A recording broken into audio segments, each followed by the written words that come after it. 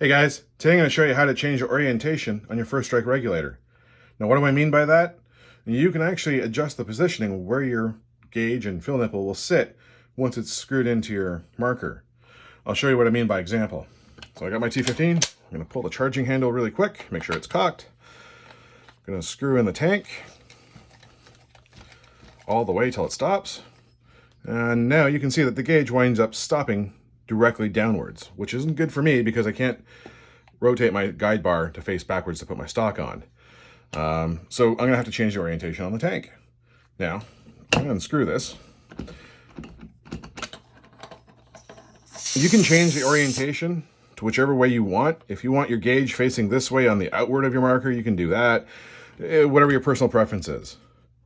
Okay, so before we can work on the actual tank itself, I'm going to use this bleed line, or this remote line, to bleed the tank dry to make it safe to work on. There we go. Screw that guy in. I'll put this guy over here so you don't have to hear that again. And I'll bleed the tank dry of air. Of course, the tank was almost empty, so that is convenient. All right, once that air is pretty much gone out, it should be really easy to unscrew from the ASA. Again, you want to make sure the tank's empty so it's safe to work on. All right, you're going to need a 3/16 Allen key.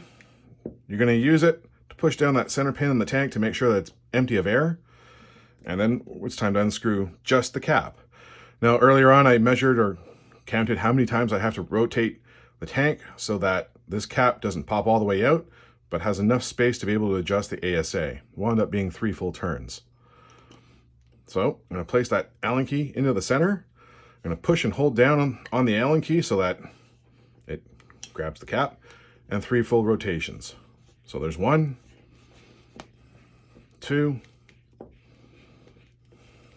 3. Now, after that's done, I am going to orient the tank the way it's sat in my ASA. Makes it way easier to do it this way so you know which way to adjust it, and gets the job done faster, I guess. All right, you're going to hold the threading. This will slide up and down freely now. So pull it forward. As you start turning, you can push the tank towards the threading. And what does that do? That shows you where the next lock-in point is, which winds up being there. I'm going to see if it can go a little bit further because I want that gauge facing inwards, so it's easier for me to see while I'm playing. I'm going to pull the threading back out, start it a little bit, start turning it again, and that's where it winds up clicking in again. I like this position. It winds up giving me the gauge, and it should be out of the way on the bottom for my guide bar to swing backwards. All right, so we're going to grab that 3/16 Allen key again, push down and hold that center pin, and start screwing the tank back together.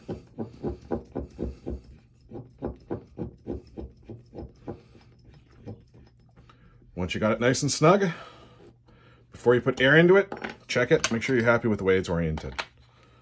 Now, I don't have to pull my charging handle again, not only because I did it before, but there's no tank in the air, so it's all good. There you go. Works out perfect. Guide bar goes back, gauge is on the inside so I can see it, and I'm happy with that. If you got any problems, questions, concerns, by all means, shoot me a message. Hopefully this video helped you out. And yeah, cheers.